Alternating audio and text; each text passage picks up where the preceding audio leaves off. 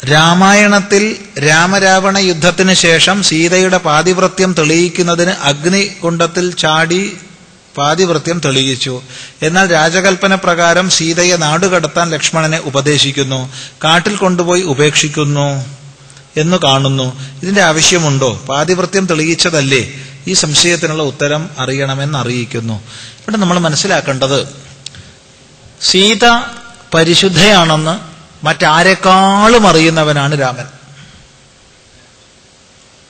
സീതയുടെ പരിശുദ്ധി രാമൻ ഏറ്റവും അധികം അറിയാം, സംശയമൊന്നുമില്ല. എന്നിരിക്കെ സീതയെ പരിത്യജിച്ചു രാമൻ.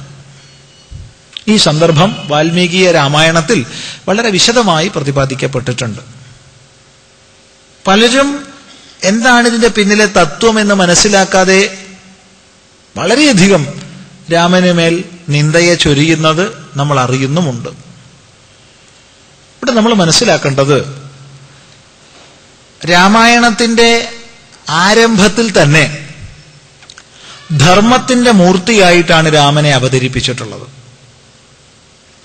രാമൻ എന്ത് ചെയ്തോ അത് ധർമ്മമാണെന്ന് മനസ്സിലാക്കിക്കൊള്ളണമെന്ന് വാൽമീകി ബോധിപ്പിച്ചിട്ടുണ്ട്. രാമന്റെ ചെയ്തികളിലൂടെ ധർമ്മത്തെ തിരിച്ചറിഞ്ഞോളണമെന്ന് വാൽമീകി പറഞ്ഞിട്ടുണ്ട്. അപ്പൊ രാമൻ എന്ത് ചെയ്തോ അത് ധർമ്മമാണ്, അങ്ങനെ മനസ്സിലാക്കണം. അങ്ങനെ മനസ്സിലാക്കുന്നില്ല എങ്കിൽ രാമായണത്തെ വിശ്വസിക്കേണ്ട, സ്വീകരിക്കേണ്ട. രാമായണത്തെ സ്വീകരിക്കുന്നുവെങ്കിൽ തുടക്കത്തിൽ തന്നെ പറഞ്ഞിട്ടുണ്ട്, രാമന്റെ ചെയ്തികളിലൂടെ ധർമ്മത്തെ തിരിച്ചറിഞ്ഞോളണമെന്ന്. അപ്പൊ നമുക്ക് കുറച്ച് വിഷമം ഏർപ്പെടുന്നു ഈ ഘട്ടം. ഇത്തരം ഘട്ടങ്ങള്, സീതയെ പരിത്യജിക്കുന്ന ഘട്ടം, വാലിയെ അമ്പെയ്ത് കൊല്ലുന്ന ഘട്ടം, ഇത്തരം ഘട്ടങ്ങളിലൊക്കെ രാമൻ എങ്ങനെയാണ് ധർമ്മം ചെയ്തു നമ്മൾ മനസ്സിലാക്കുക.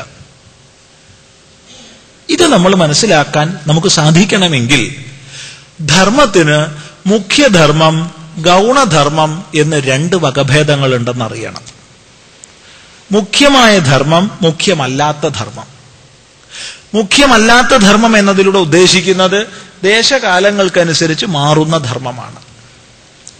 ഓരോ സന്ദർഭത്തിലും എന്താണ് തന്റെ മുഖ്യമായ ധർമ്മം, എന്താണ് മുഖ്യമല്ലാത്ത ധർമ്മം, ഇവയെ തിരിച്ചറിയാൻ സാധിക്കണം. ഇവ രണ്ടും വിരുദ്ധങ്ങളല്ലെങ്കിൽ രണ്ടിനെയും ആചരിക്കാം.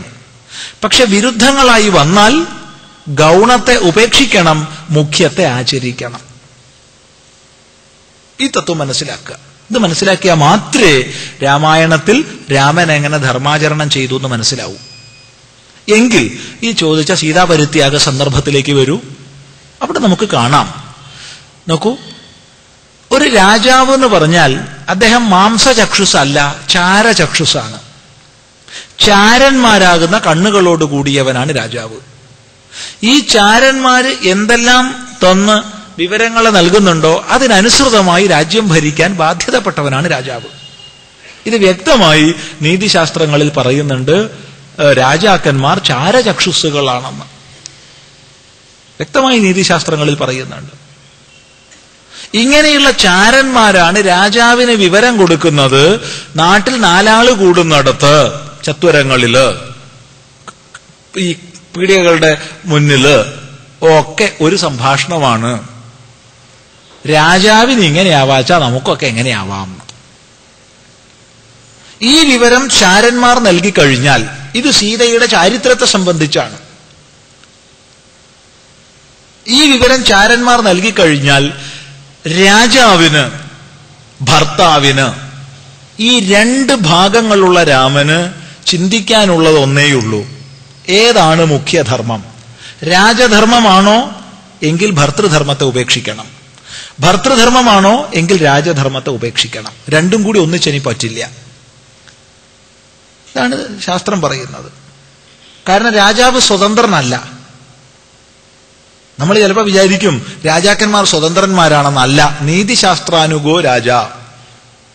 ചാണക്യൻ വ്യക്തമായി പറയുന്നുണ്ട്, നീതിശാസ്ത്രാനുഗ രാജ. രാജാവ് നീതിശാസ്ത്രത്തിന് അനുഗനാണ്, സ്വതന്ത്രനല്ല.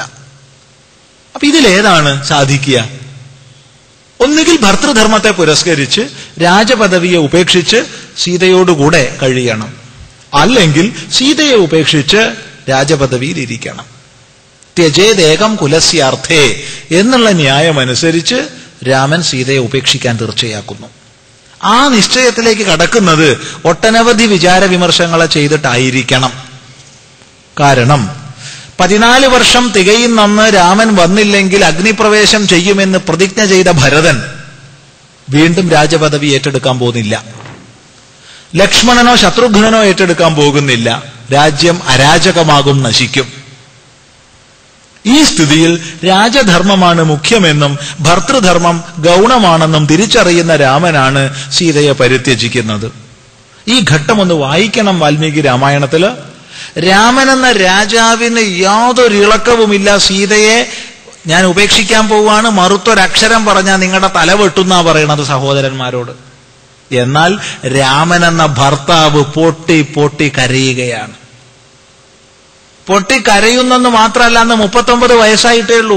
വേണമെങ്കിൽ രണ്ടാമത് വിവാഹം കഴിക്കാം, രാജാക്കന്മാർക്കത് വിഹിതമാണ്. പക്ഷെ രാമൻ കഴിച്ചില്ല. ഏകപത്നി വ്രതത്തിന്റെ മൂർത്തിയായി രാമൻ കഴിഞ്ഞു. എന്നല്ല, തുടർന്ന് യജ്ഞസ്ഥലികളിൽ ഭാര്യയുടെ സ്ഥാനത്ത് പ്രതിമയെ ഉണ്ടാക്കി സ്ഥാപിച്ചു. ഏകപത്നി വ്രതത്തിന്റെ മൂർത്തിയായി രാമൻ നിലകൊണ്ടു. എന്ന് മാത്രമല്ല, സീതാപരിത്യാഗാനന്തരം രാമൻ മുനിവ്രതത്തിലാണ് കഴിഞ്ഞിരുന്നതെന്ന് രാമായണം പറയുന്നുണ്ട്. മുനിവ്രതോ ഭൂത് മുനിസേവിതാംഘ്രി എന്ന്. ഇതൊക്കെ കൂടി നമ്മൾ ചിന്തിച്ചാൽ ഈ സീതാപരിത്യാഗത്തിന്റെ പിന്നിലുള്ള തത്വം മനസ്സിലാവും. കുറേയും കൂടി വിശദമായി പറയേണ്ടതാണെങ്കിലും നമ്മുടെ സമയം ഒരു 2 മിനിറ്റ് 3 മിനിറ്റ് അധികമായതുകൊണ്ട് ഇത്രയിൽ ചുരുക്കുന്നു. ബാക്കി നമുക്ക് നാളെ കൃത്യസമയത്തിന് തുടരാം. ഓം ഗുരുർബ്രഹ്മാ ഗുരുർവിഷ്ണു ഗുരുർദേവോ മഹേശ്വരഃ ഗുരുസാക്ഷാത് പരം ബ്രഹ്മ തസ്മൈ ശ്രീ ഗുരവേ നമഃ. ഓം